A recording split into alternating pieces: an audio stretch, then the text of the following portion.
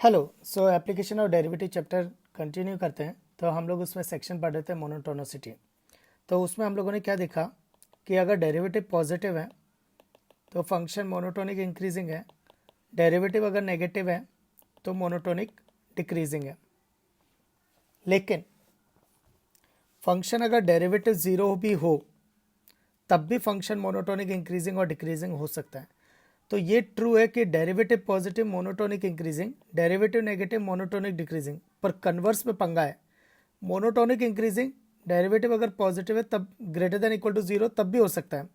Monotonic decreasing when derivative is less than equal to zero तब भी वो monotonic decreasing हो सकता है। तो क्लियरली क्या है, डेरिवेटिव पॉजिटिव है मोनोटोनिक इंक्रीजिंग, डेरिवेटिव नेगेटिव है मोनोटोनिक डिक्रीजिंग।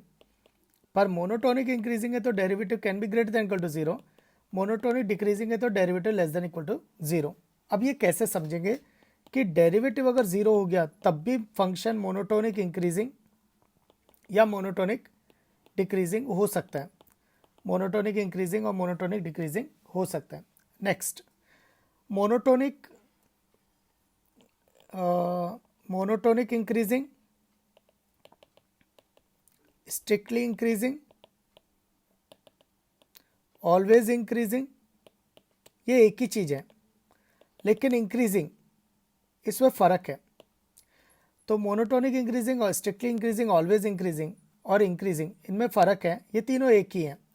तो फॉर एग्जांपल जैसे अगर मान लो कोई ग्राफ है, ये monotonic increasing, strictly increasing, always increasing है।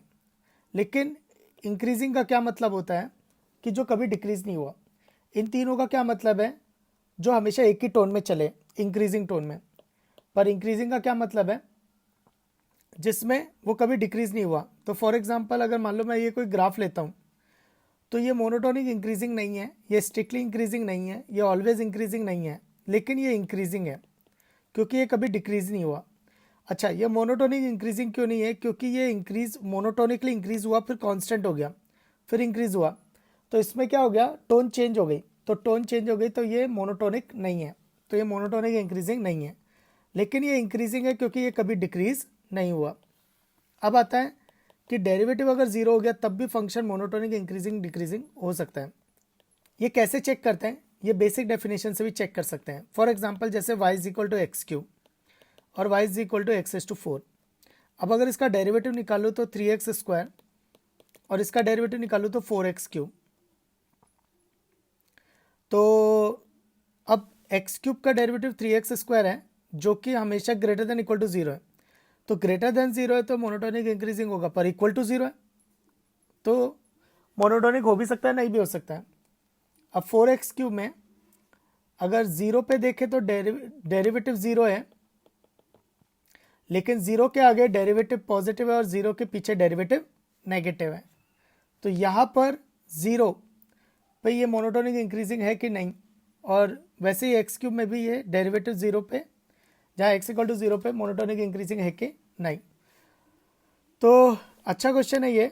तो y is equal to x cube की स्टडी करते हैं। तो डेरिवेटिव है 3x स्क्वायर। अब जीरो पे डेरिवेटिव जीरो है, जीरो के आगे डेरिवेटिव पॉजिटिव है, जीरो के पीछे डेरिवेटिव पॉजिटिव है। तो जीरो पे क्या हो रहा है, तो जीरो पे क्या करेंगे, बेसिक डेफिनेशन से चेक कर लेंगे। F of zero plus H और F of zero minus H. Minus H आएगा माइनस एच क्यूब, जीरो पे आएगा जीरो और जीरो एच प्लस एच पे आएगा H cube. H cube is greater than zero, zero is greater than minus H cube. तो there is a strict inequality. तो इसका मतलब है जीरो पे मोनोटोनिक पॉइंट है, और इतना ही नहीं, वो मोनोटोनिक इंक्रीजिंग है जीरो पे, क्योंकि बेसिक डेफिनेशन सेटिस्फाई कर रही है। डेरिवेटिव जीरो आ जा रहा है पर बेसिक डेफिनेशन सेटिस्फाई कर रही है। नहीं तो और एक और फंडा देता, जीरो के आगे इंक्रीजिंग है, जीरो के पीछे भी इंक्रीजिंग है, तो ये इंक्रीजिंग और ये इंक्रीजिंग, तो यानी फंक्शन आगे भी इंक्रीज, जीरो पे भी इंक्रीजिंग है। तो अगर इसका ग्राफ प्लॉट करें तो इसका ग्राफ आएगा इस तरह से, फंक्शन इज मोनोटोनिक इंक्रीजिंग। तो मुझे क्या समझाना है कि डेरिवेटिव पॉजिटिव है तो फंक्शन इंक्रीजिंग है, डेरिवेटिव नेगेटिव है तो फंक्शन डिक्रीजिंग है। पर डेरिवेटिव अगर जीरो हो गया तब भी फंक्शन मोनोटोनिक इंक्रीजिंग और मोनोटोनिक डिक्रीजिंग हो सकता है। इस केस में वो मोनोटोनिक इंक्रीजिंग है। क्यों? क्योंकि F of zero is less then F of zero plus H, and is greater than f of 0 minus h. So what about x raised to 4?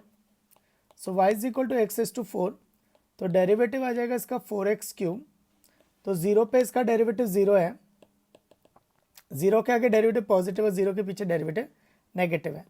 और बेसिक डेफिनेशन से चेक करेंगे f of 0 plus h और f of 0 minus h, तो ये आएगा h raised to 4 0 h raised to 4, तो मतलब h raised to 4, तो there is no strict inequality, तो this means it's a non-monotonic point.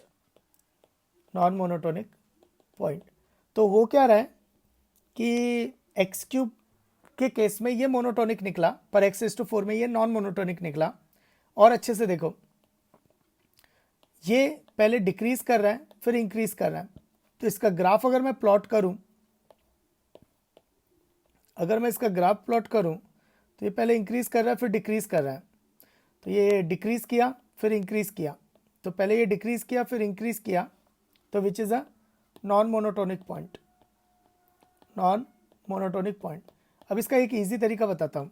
अगर किसी पॉइंट पे डेरिवेटिव 0 है, एफ डैश ए 0 है, तो किसी पॉइंट पे अगर डेरिवेटिव 0 है तो वो मोनोटोनिक होगा कि नॉन मोनोटोनिक. तो मेथड 1 है बेसिक डेफिनेशन मतलब F of A plus H और F of A minus H check करो. इसमें इनइक्वालिटी कैसी आ रही है?